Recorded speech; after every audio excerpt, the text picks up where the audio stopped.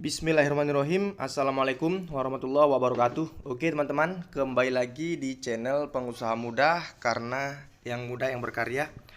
Oke, di kesempatan kali ini seperti biasa ya, seperti biasa di usia 5 bulan di kolam bundar kita ini, kita itu rutin melakukan pergantian air total ya.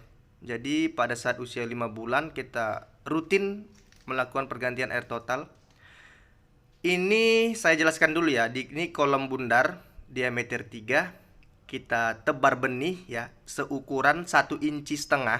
Dan di usia 5 bulan kita sudah mendapatkan size ya, atau ukuran yang sebesar ini ya teman-teman. Jadi pada saat 5 bulan ukurannya sudah segede 5 jari. Itu kita lakukan pergantian air total. Dan pada saat dari awal ya kita aplikasi air itu mampu bertahan sampai 5 atau 6 bulan. Nah, lalu inilah dia prosesnya, kita kuras habis airnya ya teman-teman. Kita kuras habis airnya. Seperti ini penampakan ikannya. Ikannya ini untuk kapasitasnya ini ya utuh ya teman-teman ya. Istilahnya angka kematian memang 1% ya teman-teman. Jadi angka kematian sangat kecil. Ini kita tebar 650 ekor ya. 650 ekor. Dan kita mendapatkan lebihan lagi ya, lebihan bonus dari si penjual benih.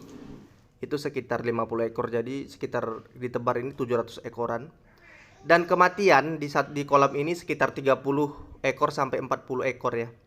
Jadi bonusnya itu aja yang mati. Lalu ini utuh 650 ekor lebih. Nah, jadi sangat-sangat padat ya kolam bundar kita ini. Tebarnya sangat-sangat padat.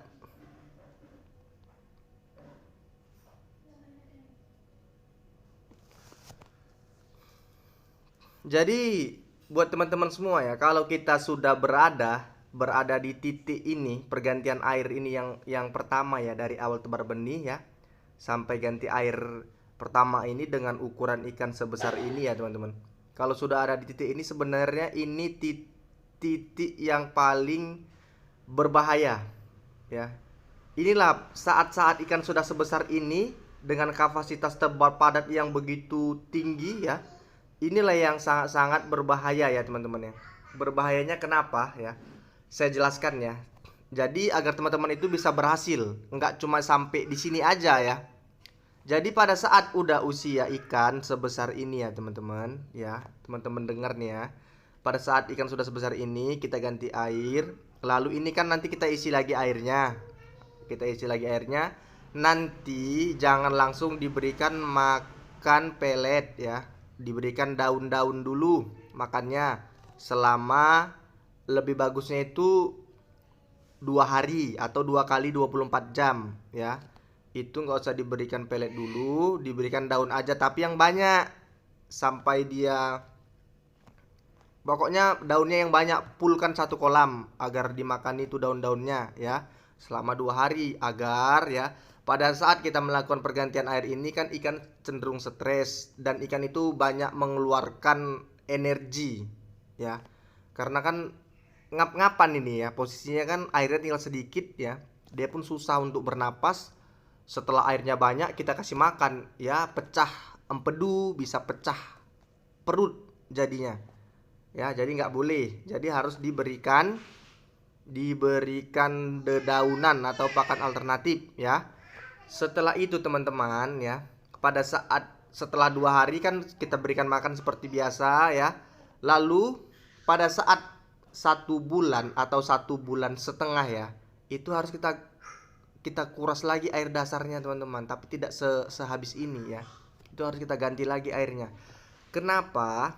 Karena ikan ini banyak dia mengeluarkan seperti kotoran-kotoran itu teman-teman pada saat baru pergantian air ini.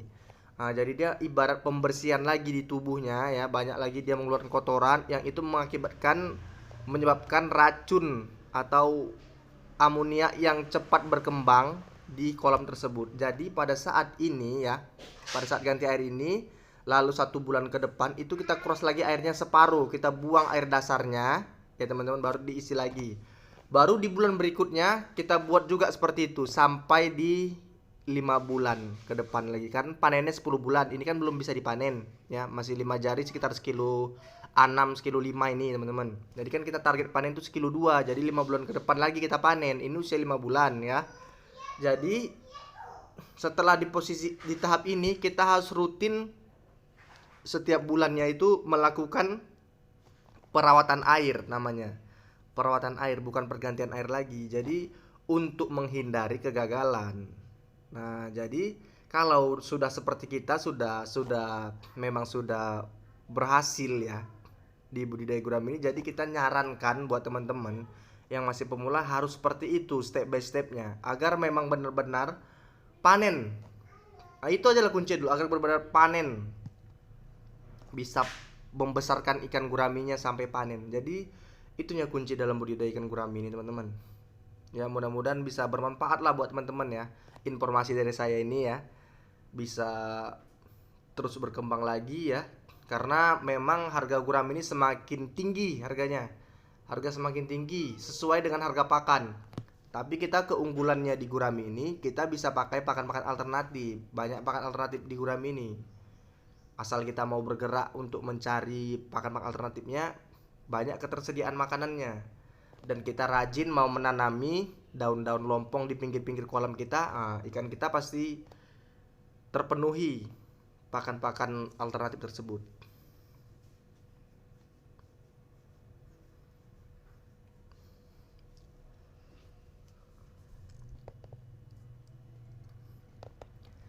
Jadi seperti itulah ya teman-teman ya, cara kami agar bisa panen ya, bisa panen. Karena kebanyakan pemula itu tidak paham dia.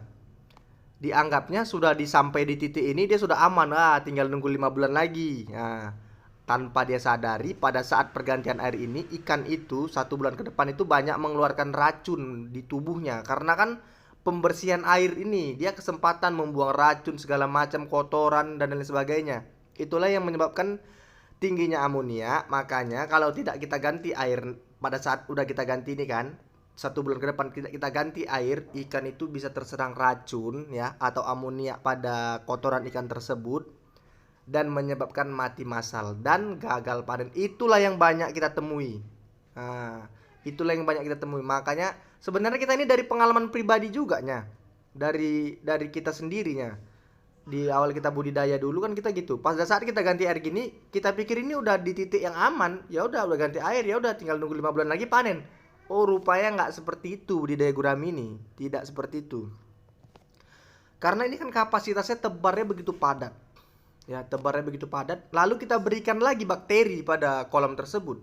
Kita berikan EM4, kita berikan molase ya. Lalu kita berikan lagi garamnya. Kalau pH airnya kurang stabil, kita stabilkan lagi pakai kapur dolomit.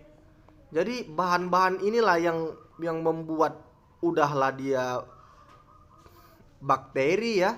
Pada di ikan itu pun ada bakteri. Jadi kejadian ini kejadian pengalaman pribadi dan banyak juga yang terjadi seperti ini. Jadi agar dapat terhindar ya untuk teman-teman semua yang menghindari hal-hal yang tidak diinginkan ini, alangkah bagusnya memang pada saat bulan pertama pada ganti air ini ya, kan ganti air ini di bulan depannya baru diganti air lagi setengahnya. Jadi seperti itulah step by stepnya sampai ke 5 bulan dan sampai panen ya.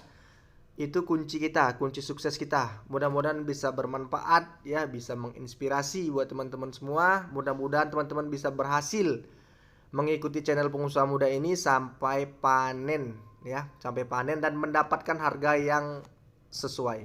Oke, assalamualaikum warahmatullahi wabarakatuh.